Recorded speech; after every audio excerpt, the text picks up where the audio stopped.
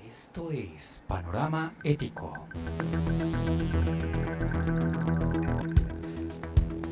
Un programa realizado por docentes del área de ética de la Universidad Santiago de Cali.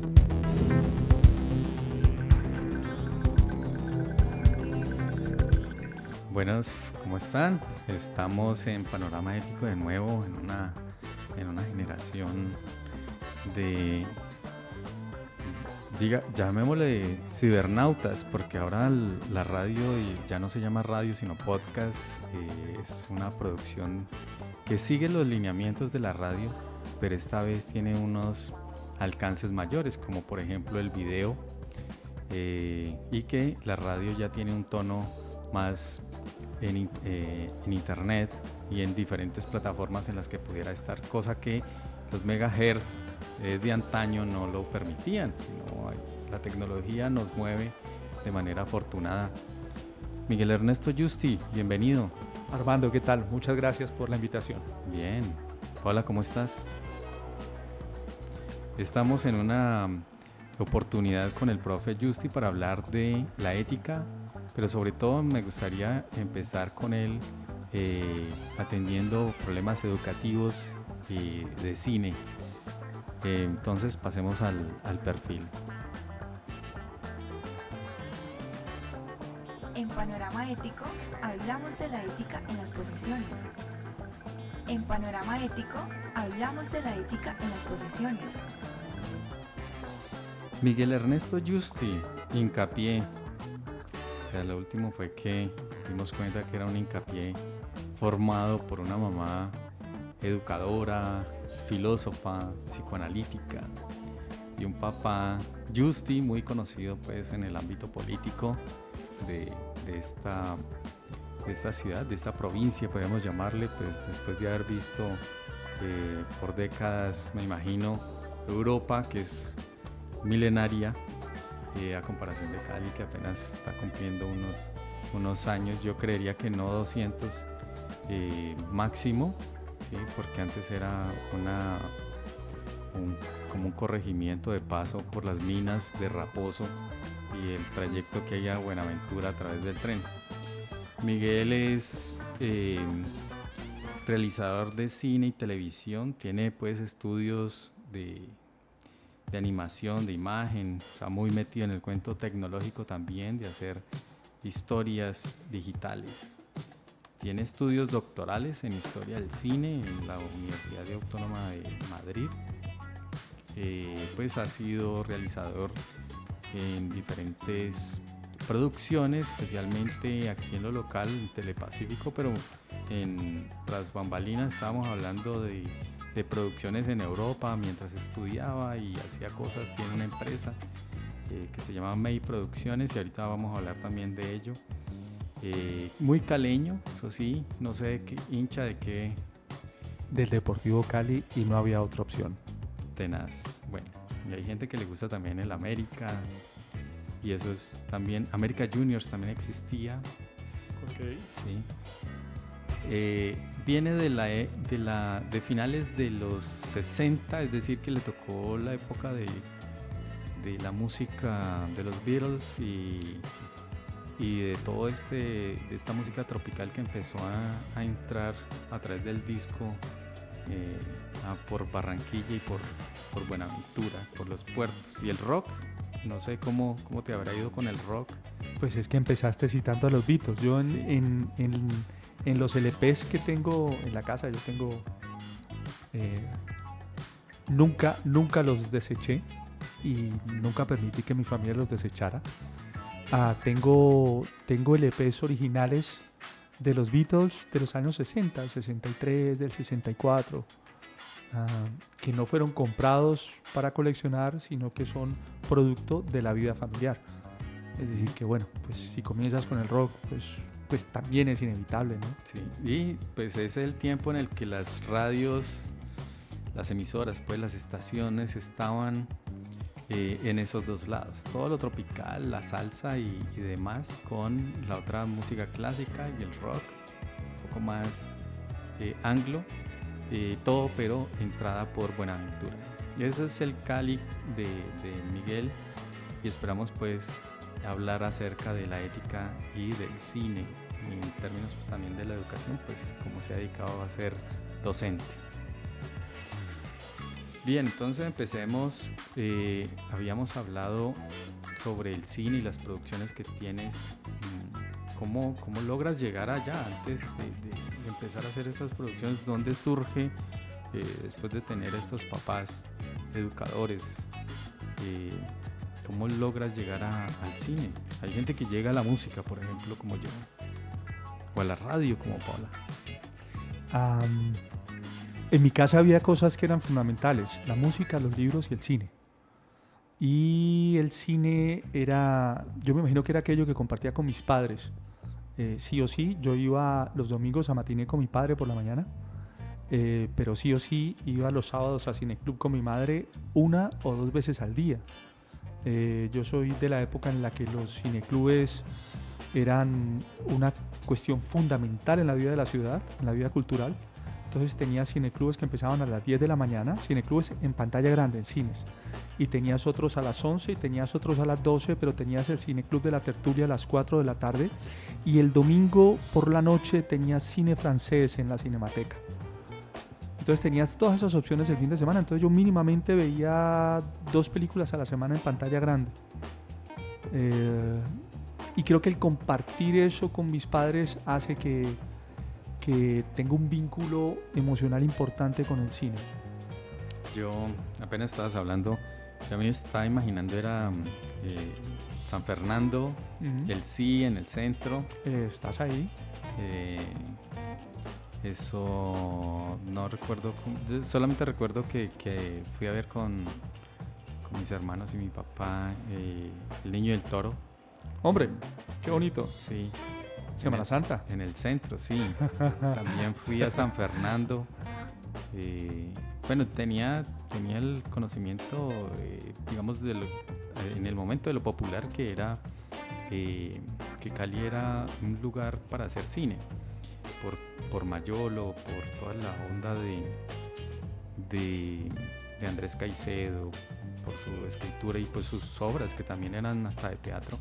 Pero el San Fernando era como un lugar en el que se podía entender que era el lugar de los artistas que les gustaba el cine y podían discutir sobre cine. No sé si llegaste a tener esa oportunidad del Caliwood. No, yo era un niño, pero crecí en eso.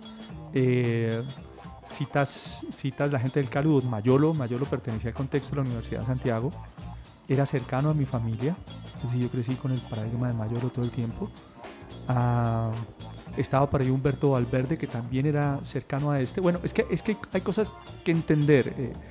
Para entender la vida cultural e intelectual de la ciudad, bien entendida, sin sesgos, habría que aceptar y comprender que la Universidad de Santiago en los años 60 y los años 70 fue el sitio donde muchas cosas importantes se gestaron.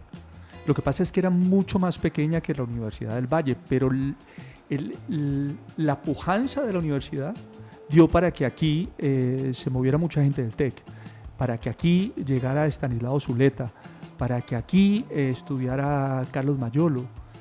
Quizá la razón puede ser que el arte o la carrera que le permitía a los humanistas tener como un arraigo en la sociedad sin dejar de ser humanistas era el derecho, y la Santiago permitió que el derecho existiera.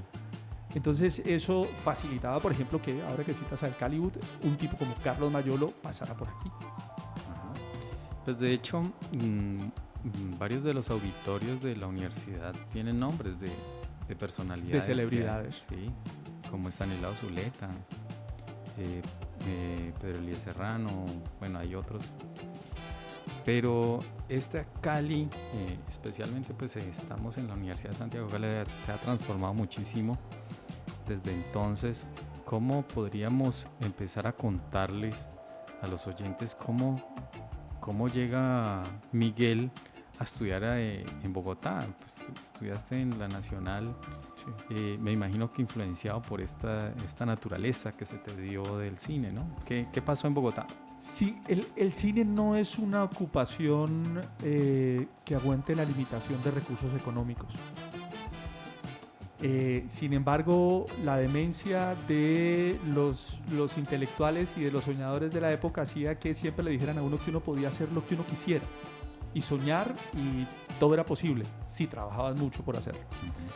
Entonces, ¿qué pasa en Bogotá? Que en Cali empieza a gestarse un movimiento académico que llevaba al cine, que es cuando en los años 80 se hacen mayores estas estrellas del Hollywood y empiezan a enseñar en la Facultad de Comunicación de la Universidad del Valle, empiezan como a tirar ese universo periodístico y de comunicadores, lo empiezan a tirar hacia el audiovisual. No había manera. Mira, cuando hablabas de Cali, Cali verdaderamente tiene dos obras fundacionales muy importantes. El texto literario, que es el pilar, la Biblia para constituir Cali y el Valle, es María, de Jorge Isaacs. Pero luego viene una película en los años 20 que se llama María, que es un éxito de taquilla impresionante en Colombia. Y esa novela más esa película le dan entidad cultural a la ciudad y al departamento. Es decir, nosotros somos intelectualmente consecuencia de una obra literaria y de una obra cinematográfica. ¿Y en qué lo ves? Sin necesidad de explicarle mucho a la gente, que el éxito de María hace que los que trabajan en María tengan éxito económico. En consecuencia, la gente que hacía cine a partir de ese paradigma, y hay otros dos paradigmas más importantes de la ciudad para la historia del cine latinoamericano y colombiano, esas personas hacen que la gente crea, del cine se puede vivir. Y de ahí empieza a construirse un imaginario que no pasa en el resto de Colombia, y la gente empieza a pensar que se puede dedicar a hacer cine. Es muy loco. Entonces ya en los años 60, después de un importantísimo crecimiento económico que tiene Cali y no tienen el resto de ciudades de Colombia, porque además es un crecimiento económico cosmopolita, Panamá, por Panamá del Canal, por Buenaventura, por las multinacionales, es decir, que lo que se hacía en Cali no se hacía para Cali, no se hacía para Colombia, sino que se hacía para el mundo. Por eso Cali es una ciudad del cine, por eso Cali es importante. Lo que pasa es que los caleños no terminan de saberlo. Entonces, en ese contexto, era viable que un niño naciera y le dijeran, sí, claro, usted se puede dedicar al cine. El problema es que nosotros hacíamos cine a partir de lo que se enseñaba en una facultad de comunicación, que no es lo mismo. Eso hace que seamos grandes documentalistas, que pensemos el arte del séptimo arte mirando hacia afuera, no mirando hacia adentro, como es el principio del arte, aunque el artista siempre es artista, no puede evitarlo. Y en esos años, a finales de los 80, principios de los 90, en Bogotá, en la Nacional, en la Universidad Nacional, fundan una carrera de dirección de cine. Entonces yo paso en la Santiago a Derecho, paso en los Andes a Derecho, paso en Univalle a Comunicación, pero ninguna era de verdad cine. Entonces, entre dedicarme a la política y dedicarme al cine, el cine no me dejaba dormir. Entonces me voy para Bogotá, estudiante de provincia, y a ver cómo sobrevivir. Y empiezo a ser profesor, ¿no? Yo lo primero que hago es ser profesor. Digamos, esa forma en la que has llegado al cine también se ve reflejada también en la vida caleña, ¿no? Yo vi una película que hiciste que la cuestión digamos, el argumento que aparece allí está en los que viven la ciudad. Cómo una cuestión del colegio podría ser entendida como una cosa abierta para mostrar la identidad. Cuéntanos un poco sobre esa película, que ahí surge también una cuestión pedagógica que me interesa. La película se llama El Día del Adiós. Está inspirado por una historia de amor adolescente mía, y por ver cómo aquellos que son diferentes, en los que me incluyo, logran sobrevivir en sociedades que intentan llevarte a su formato. Entonces es una historia de amor de un estudiante en último año de bachillerato que tiene el año perdido por amor y que intenta resolver el crimen de un compañero. Es decir, han matado a un compañero el día antes e intenta resolverlo el último día, cuando intenta ganar el año, cuando intenta darle el beso a la chica. Y las únicas evidencias reales, pero no sabemos si son de fiar, son los dibujos de un compañero suyo de clase, que es el más rarito del salón, que sufre de asma y cuando tiene ataques de asma lo único que lo calma es dibujar. Y cuando dibuja en medio del ataque de asma, dibuja o lo que está pasando en otro sitio o lo que va a pasar en el futuro. Y en sus dibujos está ilustrado la muerte del compañero de clase, que es el crimen que él intenta resolver. Ese es el día del adiós. La pregunta pues, que nosotros nos planteamos cuando vamos a hacer una producción es eso que le deja a la gente. Entonces, ¿qué has hecho con los documentales, con lo de Gardiazabal, con volver a tomar temas locales, sobre todo el Valle del Cauca? ¿Qué es lo que quieres que los demás vean? Yo sé que son muchas temáticas, pero como profesor, ¿qué es lo que harías como para que los demás vean? Mira, cuando yo viví muchos años fuera, yo me voy de mi casa a los 17 años. No porque no me gustara Cali, yo he adorado Cali toda mi vida. Es una cosa... No sé si le pasa a todo el mundo en todos los lugares de Colombia, no sé si le pasa a los caleños que se forman hoy en día en la ciudad, pero creo que hay una cierta coincidencia en los de mi generación que tenemos un aprecio profundo por la ciudad. Entonces, cuando yo me voy de Cali,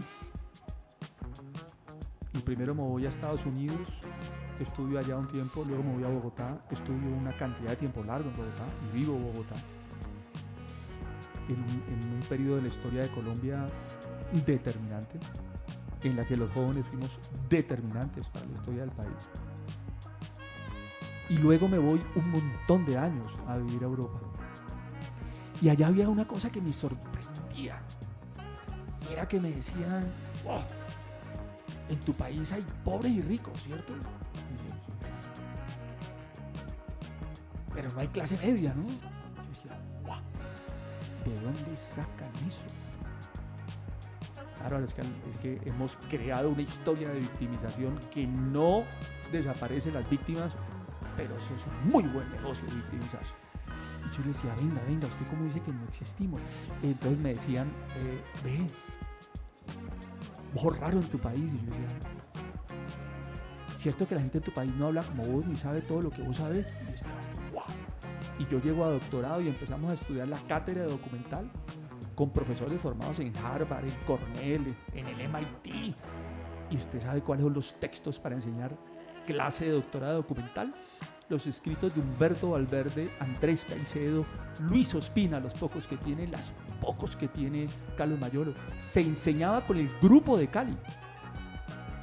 Historia del documental. Muy fuerte. Y yo les decía, vea, hay tanta clase media que usted coge de Bogotá, de sur a norte de Bogotá, y tiene 200 calles de clase media. Usted coge Cali y tiene, no niega la pobreza, pero existe. Entonces, me molestaba mucho que nos dijéramos que no existimos. La clase media no implica la riqueza.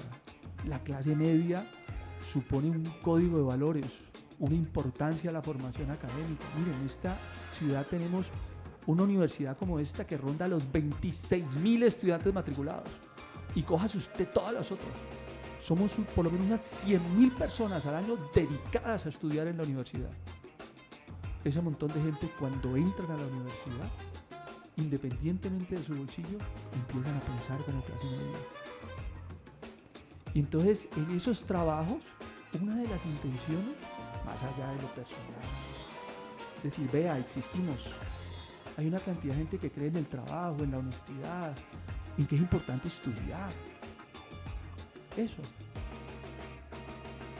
Sí, me llama la atención es porque el asunto biográfico también enseña mucho, ¿no? Destacar a alguien que, como Gardiazabal, que le aportó mucho a esta ciudad, de hecho pues es hijo de la Univalle, cómo logra poner su nombre dentro del ámbito literario, tanto como también de la política y etcétera. O sea, no es cualquier sujeto que determina la identidad de una región. ¿Y Vamos a cómo- hacer una pausa.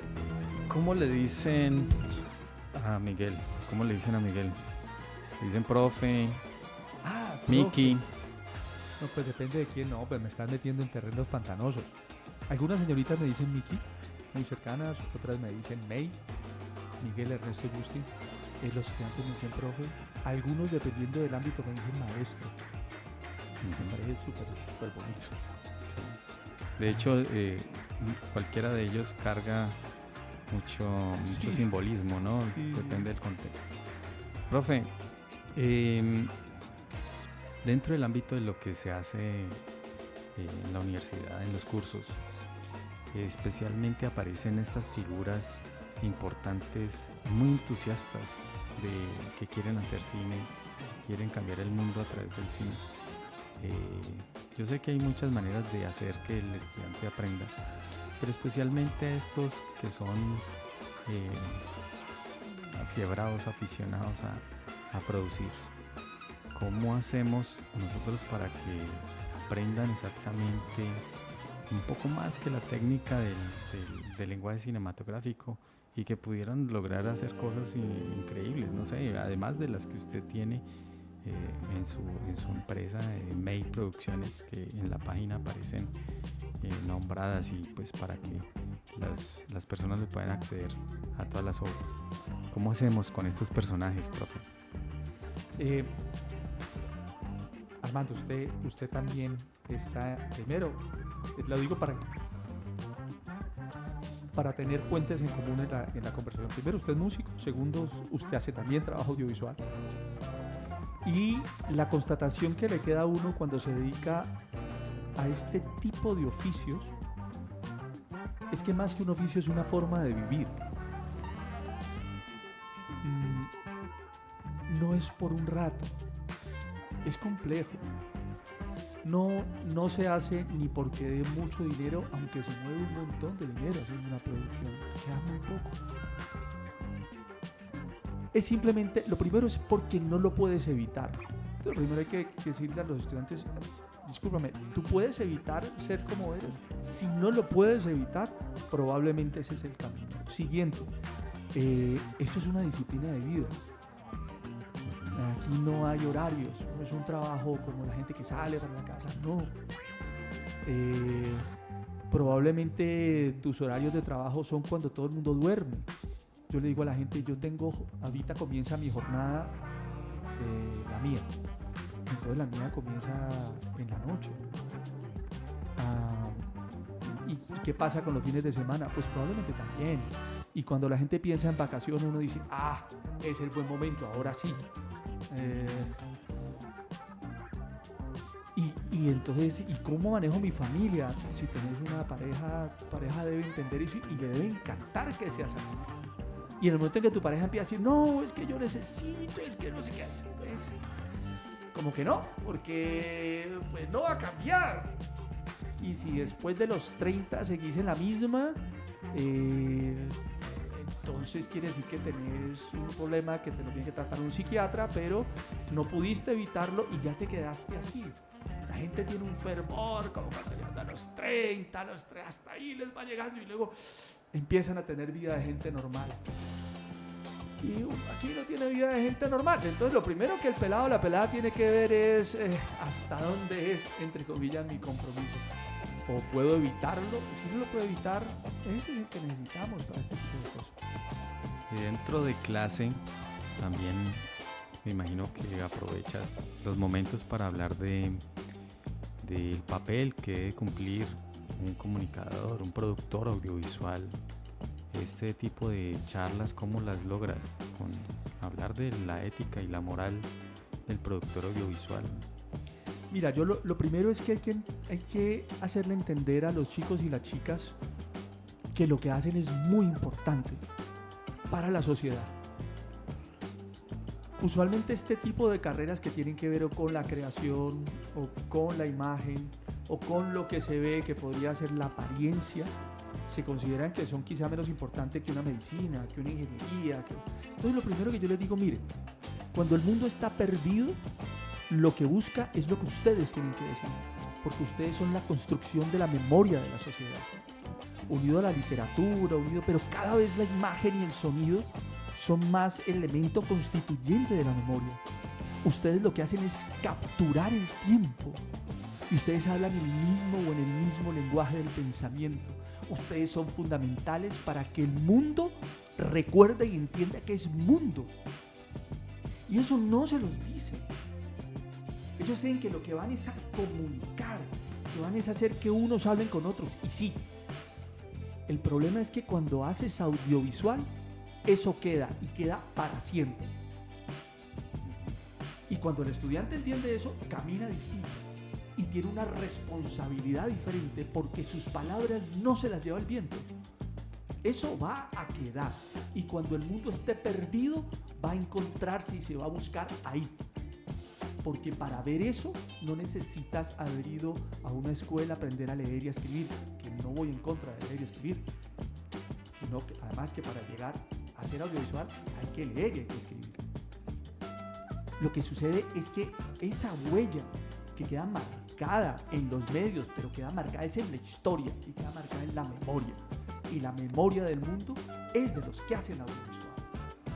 Eso es lo que... Para, digamos, en el ámbito de la producción audiovisual, creo que por fortuna la tecnología ha ayudado muchísimo para que la gente pueda tener cierta conciencia de que estos aparatos del celular pues ya tienen todos los elementos con los que se podría hacer una producción audiovisual.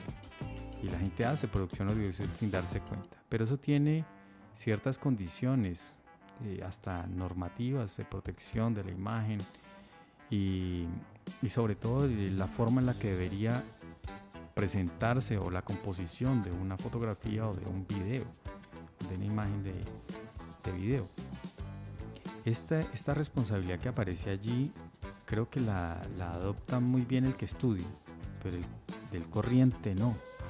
Y lo digo porque ha recurrido a la inteligencia artificial a utilizar la imagen de los demás, como tomar una foto a Paola y hacer un meme y cogerla de recocha, ¿cierto? Paola, burlarse de ella, por ejemplo, tomarle una foto al profe Justin Capié y ponerle un aviso allí, ¿cierto? A la responsabilidad de que quien produce un contenido, pues ese tipo de cosas hay que tenerlas en cuenta en este tipo de carreras. La gente en ese momento tiene acceso a muchísimas cosas, pero no son responsables de lo que están haciendo en el caso de las publicaciones que hacen sobre los demás. Y los llevamos al cine. Ahora puedes poner la cara de Tom Cruise en cualquier otro lugar o puedes poner la imagen de una persona que te cae mal y la pones dentro de un robo o de algún delito y entonces ya la puedes incriminar. O sea, la responsabilidad de lo que tú produces en cine, como lo podría hacer cualquier otra persona de producción audiovisual, que no sea responsable, creo que atañe una reflexión mucho más importante dentro del aula de clase. ¿Has tratado eso pues en estas personas que son aficionadas en el cine? Siempre. Y mira que lo que nos ha traído la evolución digital es el abaratamiento y el acercamiento de la herramienta al ciudadano. Sin embargo, el qué hacer y el cómo hacerlo con esa herramienta no se ha facilitado, se ha complejizado. Es necesario saber la tradición y sumarle todo lo nuevo. Es decir, aquello, no, es que todo se facilitó. No, pero no, qué ilusión tan banal, que solamente les sirve para que los que hacen tecnología vendan más. No. Entonces, eso es lo primero, es decir, la herramienta tiene que tener algo detrás, desde el punto de vista uso de la herramienta. Pero ahora aquí viene lo importante de venir a la universidad. Bien, ahorita aquí hay una carrera que se llama Transmedia, una carrera maravillosa, que podrías, en teoría, estudiarla fuera de un ámbito universitario. Pero el cuento es que cuando usted está en el espacio universitario, usted tiene espacios en los que a ese estudiante sí o sí va a tener que pasar por cursos en los que hay una reflexión ética, una reflexión sobre la historia, una reflexión sobre la manera de narrar, sobre la narrativa, una reflexión sobre lo que está bien y sobre su rol en la sociedad y en la historia. porque el audiovisual, como te decía, tiene que ver es con la historia. Entonces, claro, está siempre esa reflexión, pero que hay una que es muy importante, que a veces se nos olvida en Colombia. Y es que quien crea forma parte de una sociedad, pero sobre todo es un individuo. Y el que crea debe tener claro que vale es porque es único y particular. Y se nos habla mucho de que somos pueblo, de que somos masa, pero el creador sí o sí, para ser exitoso, tiene que ser individual. Debe ser irrepetible y debe ser consciente de eso. Entonces son distintas responsabilidades. Es una responsabilidad con el oficio, cómo manejo la herramienta. Es una responsabilidad con lo que digo, con la sociedad, pero también es una necesidad de resolver aquello que es imprescindible para quien crea. Una responsabilidad con el individuo. Y en eso tenés que escoger, y aquí viene lo importante de dirigir. Los americanos dicen que dirigir es to compromise, es comprometerse con algo. ¿Y con qué te vas a comprometer? ¿Qué vas a defender? ¿Es mejor o menos bueno? ¿Y para qué es bueno? Sí, antes de empezar esta entrevista habíamos pensado que el formato también debería ser un poco más trabajado pues en otras disciplinas como la medicina o pues muy importante también en todas las licenciaturas. En cualquiera de las disciplinas deberíamos haber aprendido a tener otros formatos para no solamente la escritura, entregar un ensayo, entregar ese tipo de cosas de trabajos en clase, sino entregar una producción audiovisual. El profe puede pedir que le hagan una reseña de 5 minutos de toda la unidad. Entonces tiene toda la información que se dio en clase. Ahora arme un producto y que lo puedan evaluar en vez de hacerle un examen de múltiple respuesta o que reflexione, porque uno puede reflexionar dentro de la rúbrica del audiovisual. Creo que la educación debería moverse en ese sentido. No sé si en algún momento lo has pensado en la forma en la que estás enseñando producción audiovisual.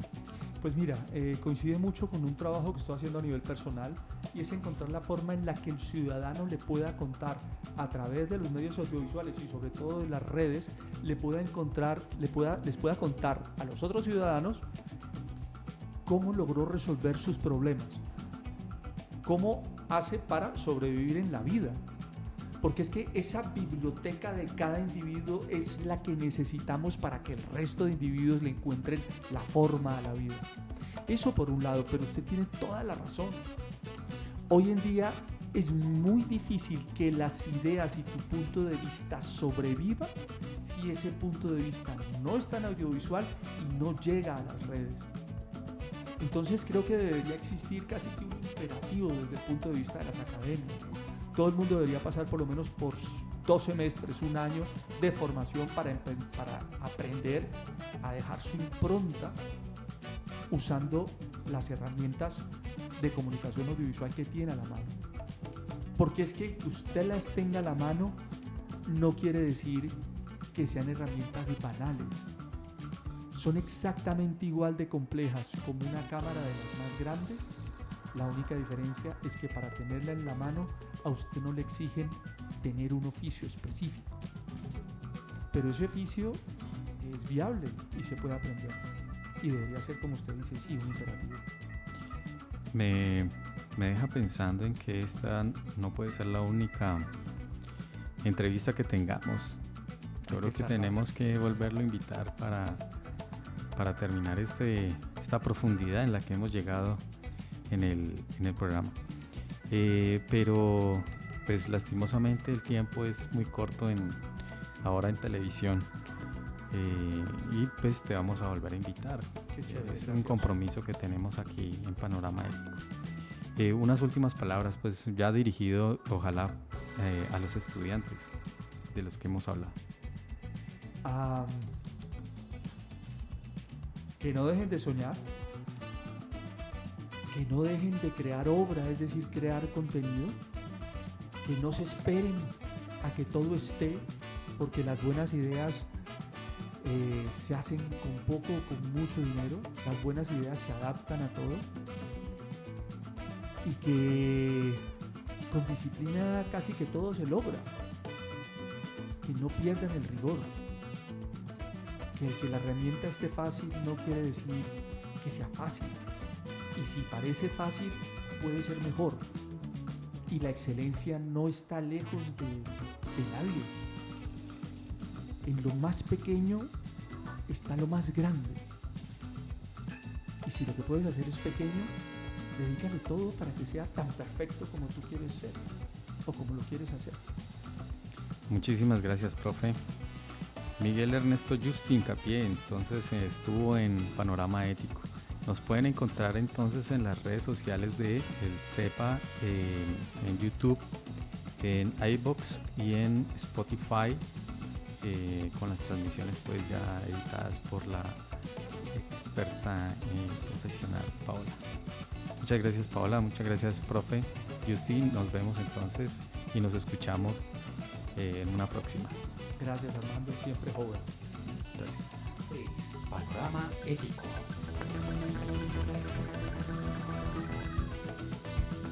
Un programa realizado por docentes del área de ética de la Universidad Santiago de Cali.